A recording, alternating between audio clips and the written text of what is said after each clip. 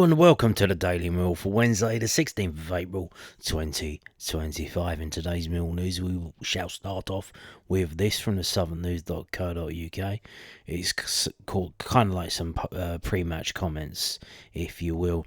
So this is from, we certainly shouldn't take this game lightly. Mill boss wary of dangerous Blackburn Rovers recalls 2023 heartbreak. Yes. Alex Neil is anticipating a stern test when he side visit Blackburn Rovers on Friday as Mill look to continue their late charge for the playoffs. Mill head to Ewood Park with 4 wins in their last 5 matches, a run that has them just 3 points off 6th place Coventry City with 4 games remaining. They face a side who occupied a playoff spot as recently as February, but have since lost 6 of their last 9 and now sit 4 points behind Mill in 10th. However, the Rovers have frustrated Mill's top 6 ambitions before, coming back from 3-1 down to win 4-3 at the Den on the final day of the 22-23 season, a result that denied the Lions a playoff place they would have secured with a win. Despite Blackburn's recent form, Neil still thinks it will be a tricky game. Well, here's the thing, recent form, like they were losing, and then, the last 2 games have been a draw and a win. Oh, how convenient. How convenient. It'd be a really tough one. This club in particular, if you think about what happened 2 years ago with Blackburn, we certainly shouldn't take this game lightly in any way, shape or form. So for us, we'll be fully focused on everything that Blackburn are going to bring. And they had a really good home record across the season in general. I've seen quite a lot of them at the start of the season before they came here. Obviously, they're right next to where I live, so I understand how dangerous a team they can be. We will go there and give respect to Blackburn in terms of what they're capable of doing, but also believe, like every other game, that we can go and win. Neil's side have put themselves in a position to challenge for the top 6 by winning 3 games in a span of 8 days, including a 2-1 comeback win against Portsmouth at home on Saturday, April the 5th, and a 1-0 win over Sheffield United at Bramwell Lane on Tuesday, April the 8th. I thought last week was a gruelling week, Neil said. It took a lot out of the players, and I thought the games were tough. Portsmouth was tough because it's a running game and a really end-to-end in terms of how they play. Sheffield United took a huge effort, travelling up there and then having to get a result up there. Then to come back, and what people don't take into account on the weekend, that was over 20 degrees. And we were trying to tear about against a team where you need to go and try and get the ball back. We don't have the biggest squad at the moment, so we've got a lot of guys who are literally coming back, putting their bodies on the line day after day, game after game. And it's been tough on them, and I think you could see that on Saturday.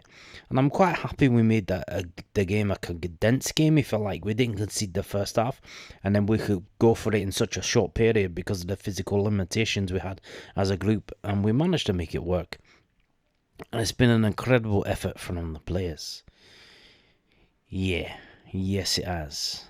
It has been. We need to continue to put that effort in and maybe get a bit of luck as well. So, and we'll see how we go. We have to take it game by game because I think as soon as we lose a game, that's it. It's good night Vienna. It's over.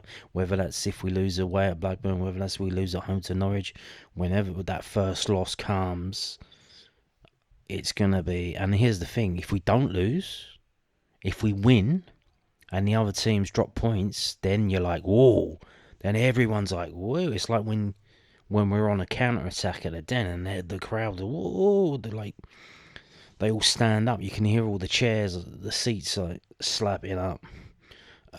So yeah, you want to do that. You want to win, and then the fans will be G'd up. The fans will give you the energy. The fans will give you the energy on Monday. They'll give you the energy, next Saturday. 2 home games in a row. So it's just this away game at Blackburn. Obviously, Alex Neil, Preston. He still lives up there, or he has a house there. Obviously, he's down here for most of his time. And I'm sure he knows Blackburn very well, Preston Blackburn. Not as, I don't think it's as, which one is the one that's a bit feisty? Is it Preston Burnley? Or is it Burnley Blackburn? One of them is, but yeah, I mean, yeah. Well, no, Preston Blackpool, innit? Yeah, I got confused. They all begin with B. Blackpool, Blackburn, and Burnley. So, yeah, but I'm sure he knows all about them. So you would think, he's got a trick up his sleeve and that we could take advantage of. Now, moving on to this from the South London Press, londonnewsonline.co.uk. January transfer window signing helped by tactical call by Millwall chief. Alex Neil reckons that his decision to initially field Tristan Cramas at right back has helped the Frenchman to then impressively slide into a central defending role. The 23-year-old signed from Brentford in the January transfer window. Cramas initially played on the right of the back line due to injuries to Ryan Leonard and Danny McNamara, but for the last two matches he has performed impressively at centre-back in the 1-0 wins over Sheffield United and Middlesbrough, with Jafet Tanganga sidelined with a broken bone in his hand. Cramas played 16 times for the Lions and also contributed a couple of assists. Well, he was brilliant, against Middlesbrough. The Lions head coach Neil told the South London Press. He's been great in the last two games. We haven't conceded a goal against Middlesbrough or Sheffield United, which speaks volumes about how we've defended. And the fact that it hasn't been that obvious, that Jaffa's been missing has been a testament to Tristan in itself with how good Jaffa's been for us. Coming from a different level, this is his first season at this level. Playing at right back has been very helpful for him because he's acclimatised himself, and that means slotting back in, at centre back isn't going to be as challenging as it would have been if he went in there cold. And I had a very similar situation when I had Sepp van der Berg at Preston. I played him at right back initially just to get him in the team. And when I thought he was ready, we stuck him in at centre back, and now he's playing in the Premier League, so it's quite a useful tool for players who are adaptable and can do both positions. You're making an error at right back, you might get away with it, but 9 times out of 10, if you do that at centre back, it's going to lead to a goal or a great chance. He's done well so far. Yes, indeed. Now, we have this from the southernnews.co.uk. Seems they're talking to Ryan Leonard. Ryan Leonard, ladies and gentlemen. You just have to take the pressure off yourselves. Lenny on what Mill can learn from the past playoff near misses. Ryan Leonard believes Mill can learn from past playoff near misses by taking the pressure off as they aim to secure a top 6 finish in the Championship for the first time since 2002. What happened in that year? Let's not talk about that. The Lions 1-0 win against playoff rivals Middlesbrough on Saturday, April the 12th, has put them right in the mix. They're only 3 points off 6th place Coventry City with 4 games remaining. Mill have come close to cracking the playoffs a number of times in recent history, losing 4-3 to Blackburn Rovers on the final day of the 22-23 season to finish 1 point outside the top 6. They also finished 2 points off the playoffs in 2019-20. They faced Blackburn in another potentially playoff deciding clash on Friday afternoon at Ewood Park. When asked what lessons Mill could learn from previous misses, Leonard told News at 10. I think you just take as much pressure off yourselves in the situation as possible. Try not to look too far ahead. I've said it before, this league is relentless. You see it every week. Everyone beats everyone. Anything can happen on any given day. Sheffield United all 1-0 up against Plymouth and went and lost the game 2-1 in the last 10 minutes. You just have to take the pressure off yourself, not look too far ahead. And that's what we're going to do. We're not going to look any further than Friday. It's a massive game for us and for Blackburn. Everyone's fighting for their own pride and their own part of the season. I think for me, the biggest lesson is to take the pressure off and not look too far ahead. And we'll certainly be doing that, and I'm sure that will be part of the manager's thought process as well. Mill's task was made easier when 6th place Coventry City missed an opportunity to go 5 points clear of the Lions by drawing 1-1 with relegation threatened to Hull City on Monday, April the 14th. When asked if he was watching the game, Leonard said, "Oh, definitely, I celebrated when Hull scored, that's for certain. But I've always kind of said, in the situation we're in, we need to win our games. We have no choice, but we need to win games. If we didn't win on Saturday, the importance of the other night's game wouldn't have been as important, so there's no point looking at other results unless we win our game. We'll go on Friday and we'll go to win the game, and if we do win the game, great, we'll look at other results. But if we don't win the game, then it's obviously going to be a little bit tougher, and we're going to only focus on our part of the job. And I know it's a cliche, but we can only take one game at a time, and that's just how it is. But it was nice when Hull scored last night. Mill head into Friday's fixture having successfully navigated a tricky stretch of fixtures. They played 19th place Portsmouth, 3rd place Sheffield United and 8th place Middlesbrough in 8 days and emerged with 9 points. In the fixtures you kind of have like little runs together of games that you know you're going to be tough. When you look at Portsmouth at home, Sheffield United away, Middlesbrough home in a week, you think, right, that's going to be a tough week. And we obviously got a late game against Sheffield, coming back late from the game and then straight into Middlesbrough on Saturday. I think to get 3 wins in a week is a hell of an achievement for the players. It's put us in a position where we have something to fight for at the end of the season, and we'll go out there now on Friday and give it everything again. And we'll try and win as many games as we can from here until the end of the season and see what happens. Indeed. And that's another thing. So, we have to win all these games. And you think, well, you win all these games, but then you get in the playoffs and you're like, well, you're going to win those games as well? That's going to be what? We're on 3 wins in a row. Then we've got 1, 2, 3, 4 more games to go. So that's going to be 7 wins in a row. So then you want 9 wins in a row? Well, here's the thing. You don't have to win a playoff game to win the playoffs. You can draw. And then draw. I think away games don't count. So you'll go to extra time, you'll go to penalties, and you will win or lose on penalty shootout. And then you go to the final, and you can do the same thing. You can draw the game. You do not need to win the game. So we could have a winning streak of 7 games and then draw 3 and go up. That's it. You do not need to win a playoff game to win the playoffs. That's a simple fact. So yeah. Now, this was mentioned last week. We assume, it's assumed that technically, as we stand now, our season is set to end on May the 3rd at, what would it be? So the kickoff minutes are 12:30, 12:30 to 1:15, 1:30 to 2:15. Let's add on a bit of time. So maybe 2:25 on Saturday the 3rd. That's when our season's set to be over at the moment. Obviously, if we get in the playoffs, we get in the playoffs. But if we don't, that's when our season ends. And what do? We start talking about next season. We start talking about the summer, the players we're going to sign, players who are going to leave, all of that stuff, and it's already begun. This is from LondonNewsOnline.co.uk. Charlton boss asked about Thierry Small amid Mill transfer links. Thierry Small is entering the final few months of his Charlton Athletic contract and has recently been linked with a move to Mill and Preston. The former Southampton and Everton youngster joined the Addicks in February 2024 and has made 57 appearances at the Valley. Small's deal is set to expire at the end of the season and it will be available as a free transfer this summer. Well, we've had no contact from anyone, Jones told the South on the press. Part of my remit is to work with young players and develop young players to make them assets for the football club. So there you go.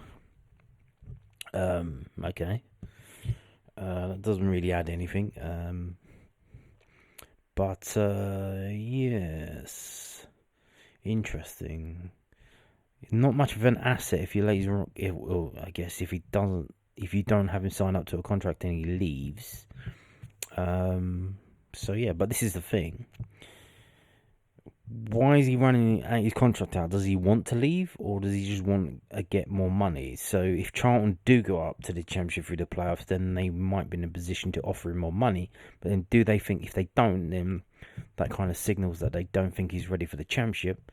So they're going to spend their money on someone who they think is a good player in the Championship instead of him, which would then kind of ring alarm bells. So, but what can you do? Now, we got pictures from training today. Bit of a weird day today. It was very windy overnight, wasn't it? You wake up and you walk down the street and there's twigs and stuff all strewn everywhere. Had no idea. But very windy last night apparently. And you can see it was sunny in parts, but the clouds keep getting in the way. So it's like the sun's shining on you, it's really warm, and then the clouds get in front. It's like, oh, it's cold. Yeah, but You can see the players here. Alex Neil there, wearing his jacket, of course. And there you go, loads of players there. Lucas Jensen, Femi Aziz, watch the hamstring, I know, here's the thing, this is a photo, so I assume you have Photoshop. Might be a good idea to get rid of the Nike tick on his leggings, seeing as we're sponsored by Aria. Are we not supposed to be wearing Aria stuff? Do they not do leggings? Maybe he doesn't like their leggings, I don't know. But, yeah, maybe Photoshop that out next time you post a photograph. George Savile there. Hey, it was raining a little bit as well, wasn't it? I don't know who that is. Who's that? Who's that with the back to us? Don't know. Adoma Maku. And I think that's Benicio Baker. So he's back. Is he back? Number 55. So he had that problem that was highly unusual with his hip joint. It's got a specific name that I can't remember, but I did a video about it, talking about the things that you can do to alleviate it. So there you go. Wes Harding wearing gloves. Why not? What's that? Oh, was that him? What's that? Predator boots. Nice. Ryan Wintle and Josh Coburn. Sean Hutchinson, still here. Remember him? Luke Cundall behind him. And Memises Amaku. Dylan O'Donnell, the young goalkeeper. Danny Kelly, he is alive. Do not worry, he is alive. He hasn't been... He does exist. And was he wearing an Apple Watch while he's training? Ooh, fancy. Luke Cundall there. Is that a new tattoo? A new tattoo?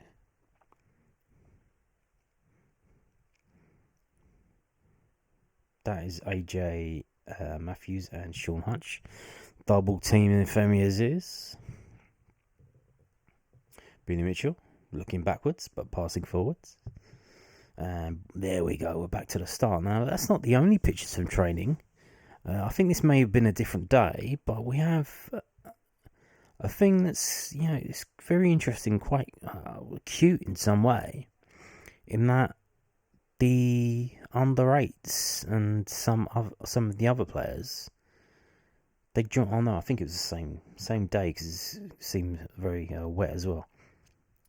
The under-8s joined in with the first team training to some extent. Well, I mean, I don't think Tanganga was cutting through the little 7-year-olds, but so Millwall under-8 squad paid a visit to Calmont Road on Tuesday morning. It's a Tuesday morning. Accompanied by a select group of the Lions' under 15 and under 16s as well. The group observed the first team's training session before getting involved and participating in small-sided games and a player question and answer session. So it doesn't seem they were playing with the players, but playing amongst themselves, but meeting the players and stuff. So the staff in charge of the academy prospects included former Lion Sean Williams. A gallery of images from the morning can be seen below. Yeah, this seems quite a fun thing to do, you would imagine. Because obviously, if you go to the game and you meet the players, or you take a picture with them, you get them to sign an autograph. That's one thing. But this is where they do their work. This is, their training ground. So this is quite another thing. And you can see there. And there they are. The under-8s. So obviously it's half term at the moment here. So this is a really good thing to do, I think. And they basically gave a guard of honour. And when the first team players came out of the changing rooms for the training session, they were all there, they were there to give them a guard of honour. and they did it themselves. they joined in themselves, giving themselves a guard of honour. And there you go. Lucas, that must be like a training thing that they do when they're on their knees. There's Zach Lovelace there, and the coaches. Andy Marshall there, massive calf. Look how big his calves are. He's done incredible work on his tracky bottoms. Let's see how big his calves are. What a specimen of a man Andy Marshall is. Turn position, so so he's 7 years old. To come back in 10 years' time, these will be there or thereabouts in the first team. Some of these. And why not?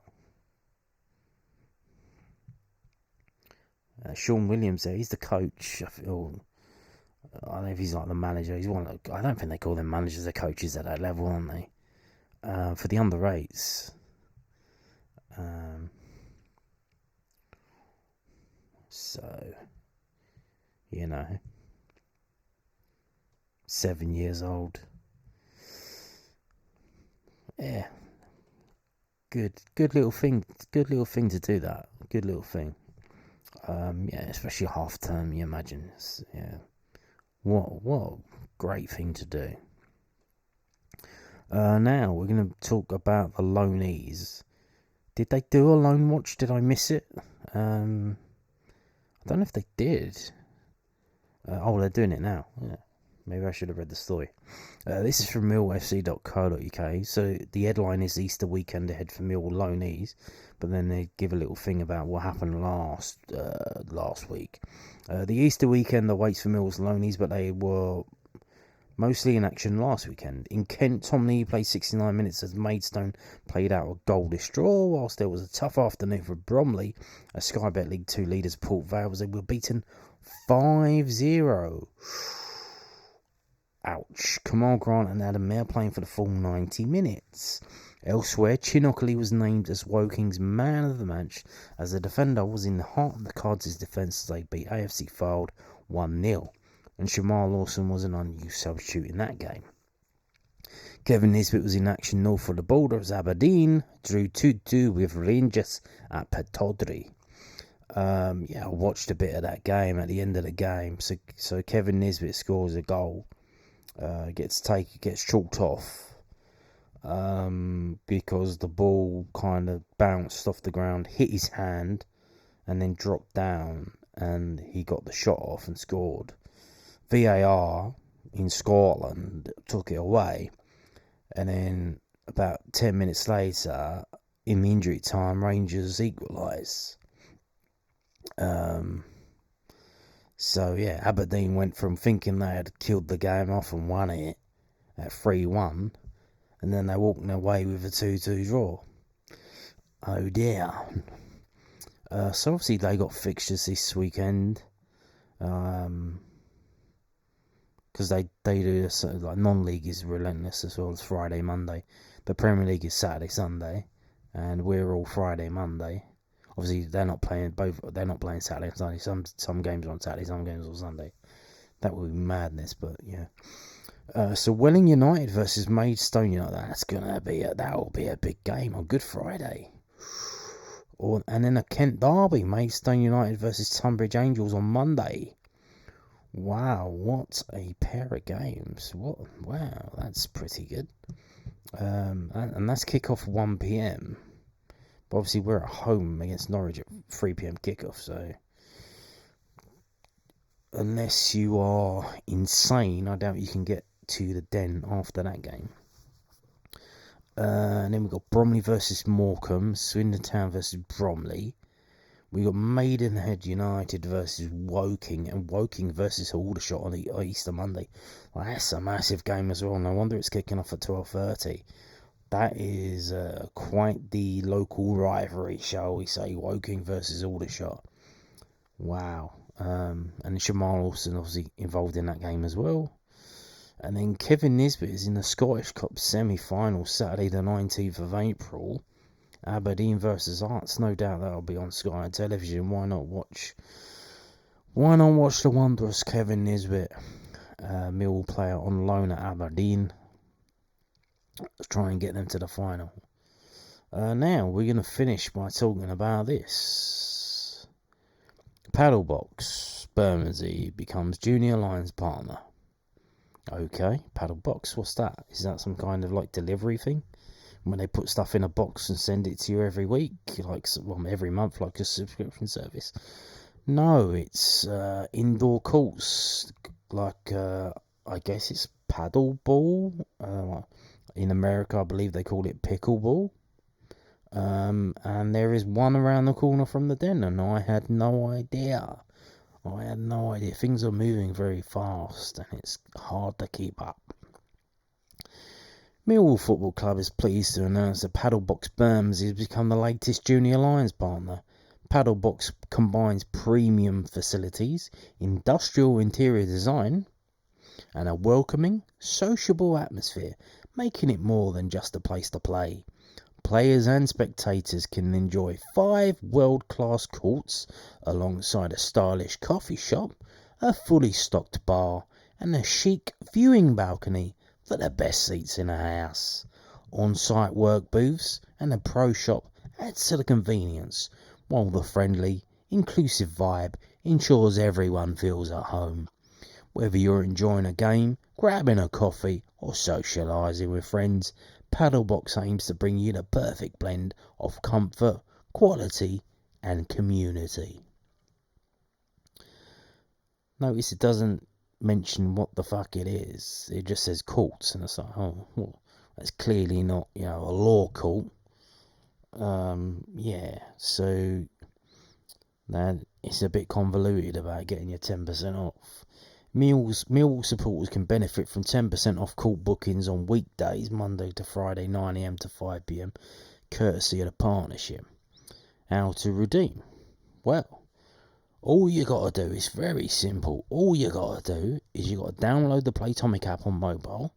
You got to create an account on the app, but the account must be registered with parent or guardian's name, as users have to be 18 years of age to register. So once you've done that, set up. You've got to email them, juniors@padelbox.club, with the following: a photo of your child's Junior Lions membership card, and the email address associated with the Playtomic account that you've just set up on the app on the mobile. Easy, yeah.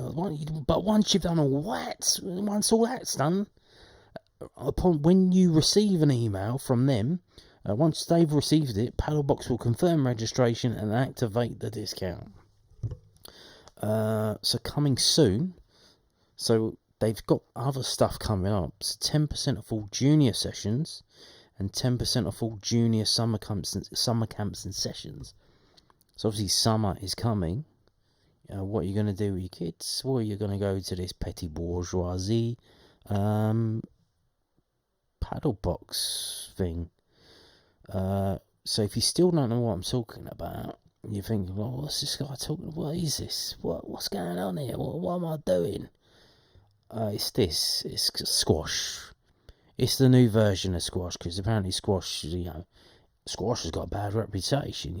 It's kind of like conservative with a capital C. Those type of people play it. The right wingers, business people. People who actually do stuff in the country, rather than bureaucrats and women who have menial jobs that don't really do anything. Daycare for feminists. This is Padelbox.club. So apparently this is round the corner from the den. I had no idea. I assumed they would just knock this shit down and build a fucking tower, because that's what they're doing with everything else.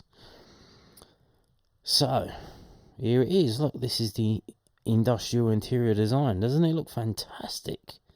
I'm sure, I can't see it, but I'm sure there must be some kombucha there. How could there not be? So as you can see, this is the ideal environment for children. Children would love this stuff. I know. I don't know about you, but I know children who relate to me. They can't shut up about industrial interior design. They love it. They say, Uncle, have you seen this? Look at this building with the industrial interior design. Doesn't it look fantastic? And I say, Charles, you're a very weird kid. This is what it is. Look, still, all we're getting is pictures of courts. No one is actually playing. No, we don't have any pictures of anybody playing. And here we have people coming back from playing, it looks like. There's a video, I'm not going to play it. Obviously, they put all the women in the promo, but you go down there and you go for a game, you're just going to see big fat blokes with hairy chests playing. You're not going to see this woman. She probably doesn't even exist. It's probably AI. It's not. She's not real. It's AI. So yeah, and this is their address. So it's open from 7 to 10. Does it open on Saturday match days? Will they let us go in and use their bar and have a kombucha and Jack Daniels? I don't know. But be fun to find out. So the only social media they have is Instagram. This is their address: Padelbox, Bermondsey, British Wharf, Ilderton Road, Rollin Street, London, SE15 1EP. So this is in Bermondsey. It's got a Peckham postcode, SE15. It says Rollin Street, which is a street off of Ilderton Road, but they don't say that. They say it's on the Ilderton Road, but then it's also on Rollin Street. What fucking street is it on then? Which one is it? Like, hello? And then they don't say, oh, number 5, number 6, British Wharf. So, does the building have British Wharf on the side of it? Or how the fuck do you know which one is British Wharf is? I'm sure that means it's probably close to where the Surrey Canal went when it was still existing. But yeah, there you go. This is our future, ladies and gentlemen. This is what we are going to be surrounded with. The den will be surrounded with this stuff: industrial interior design, premium facilities, kombucha, smoothies, grass, wheatgrass, juice bar, and the like. This is what is coming our way. Because any buildings that they don't knock down and then build a 30-foot block of flats for worker drones from the rest of the UK and the rest of the world to come and live in as they work in London, will be turned into places like this for those same people to go to as they try to, what would you say, live a simulation of a social life, and try and pretend that they have one and that they have friends and that they have a community, when in reality they are just individual pieces of a petty bourgeoisie cog and machine that will suck them in, chew them up and spit them out. And on that note, thank you for watching, comrades, and goodbye.